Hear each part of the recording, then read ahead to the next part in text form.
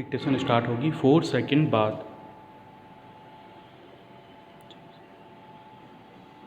Start. जब से मूलभूत आवश्यकताओं के अभाव के चलते लोगों के मरने की समस्या कम हुई है, मानव जनित एक नई समस्या ने आकर समाज को घेर लिया है। दूध मुँहे बच्चे से लेकर मरणासन तक का बलात्कार, समाज और कानून इसे रोक पाने में अब तक नाकाम रहे हैं।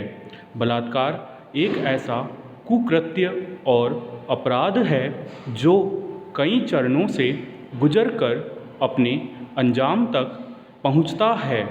किसी को टकटकी लगाकर देखना, पीछा करना, गलत इशारे करना, निजी अंग दिखाना, अश्लील शब्द बोलना, स्पर्श करना, बल प्रयोग करना और फिर बलात्कार करना, इसमें कई चरण तक तो लोग सिर्फ छेड़खानी मानकर नज़रअंदाज कर देते हैं, जबकि हम यह भूल जाते हैं कि आपराधिक नज़र से देखना भी बलात्कार का प्रथम चरण है। पैरा। बलात्कारी और पीड़ित दोनों इसी समाज के सदस्य होते हैं। हमारे घरों के परिजन हो सकते हैं। हमारी मानसिकता तय करती है कि अन्य के प्रति हम कैसी सोच रखते हैं। व्यापक और संकीर्ण मानसिकता के दायरे में हमारा स्थान हमारी सोच को स्थायी बनाता है और हम उसी सोच के अनुरूप काम करते हैं। हमारे परिवेश, संस्कार, समाज और संस्कृति का हमारी आने वाली पीढ़ी पर सीधा असर पड़ता है। ह्यूगो ब्रिज के उत्परिवर्तनवाद ने यह साबित कर दिया है कि जीन पर तात्कालिक प्रभाव भी पड़ सकता है जो माता पिता से इतर हो सकता है, यानी परिवेश जनित असर। पैरा। जरा ठहरकर हमें ईमानदारी से यह सोचना चाहिए कि जैसा समाज और भावी पीढ़ी हम चाहते हैं, क्या हम उसके अनुरूप अभिभावक हैं? क्या हमारे द्वारा रखी गई बुनियाद हमारी अपेक्षा के अनुरूप है? क्या हमने अपने आप को और अपने समाज को परिष्कृत कर इस मुकाम पर रखा है जहां से ऐच्छिक आगामी पीढ़ी का गठन हो सकेगा? यह विचार करने की ज़रूरत है। पैरा। दरअसल स्त्री को खूबसूरत गुड़िया बनाकर बाजार विकसित किया गया है।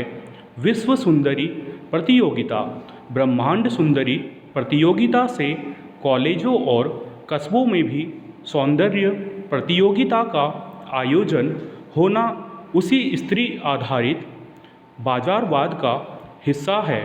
हमारी विशालकाय आबादी उपभोक्ता के रूप में दुनिया को आकर्षित करती है। चैनल, टीवी और इंटरनेट और उद्योगपति अपना धंधा चमका रहे हैं।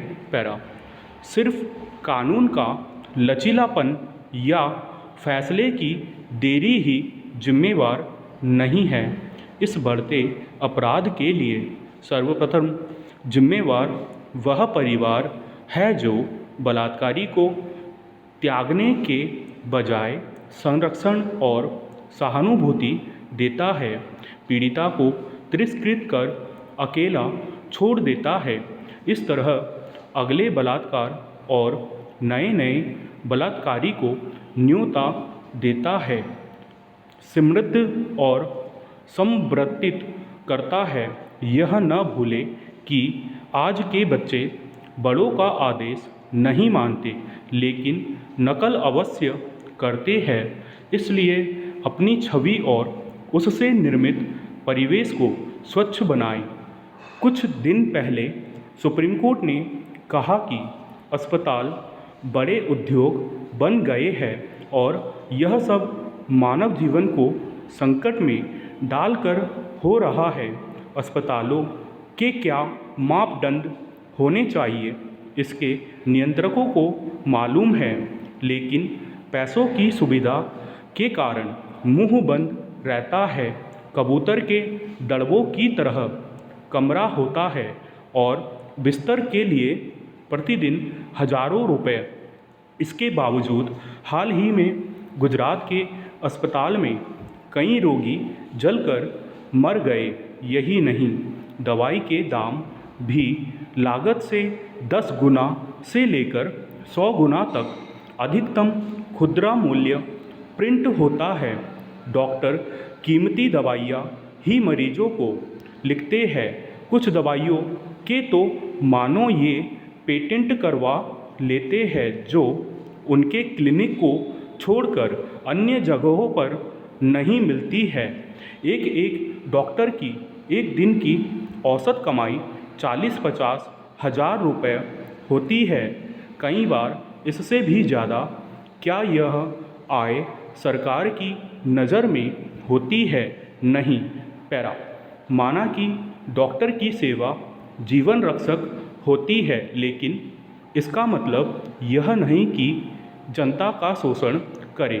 हालांकि कोरोना काल में अनेक डॉक्टरों ने अपनी जान देकर भी रोगियों की देखभाल की। निजी अस्पताल को छोटे आवासीय भवनों से संचालित करने की अनुमति देने के बजाय राज्य सरकारें बेहतर अस्पताल प्रदान कर सकती है। मानवीय मूल्यों के बिना कोई भी सेवा अधूरी है। राजा महाराजाओं के समय से राज्य एवं सत्ता की सुरक्षा और शासकों के दुश्मनों के सफाई के लिए जासूसी होती रही है। यह भी सच है कि सरकारें हमेशा से जासूसी के आरोपों को नकारती रही है। चूँकि यह काम सामान्य सरकारी तरीकों या आधिकारिक रूप से नहीं होता है, इसलिए जासूसी हुई इसे सिद्ध करना लगभग असंभव होता है। पेगासस कांड भी ऐसा ही है। जासूसी हुई या नहीं, कभी पता नहीं लग पाएगा। पेगासस को विकसित करने वाली कंपनी NSO कभी खरीदार का खुलासा करेगी नहीं और खरीदने वाला कुछ बताएगा नहीं।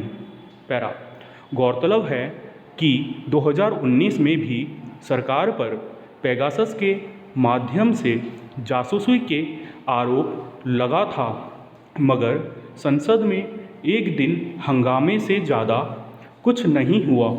कहते हैं कि बिना आग के धुआं नहीं उठता, इसलिए हो सकता है कि जासूसी हुई हो, लेकिन आज 1991 वाली परिस्थितियां नहीं हैं जब जासूसी के आरोप में चंद्रशेखर सरकार गिर गई थी।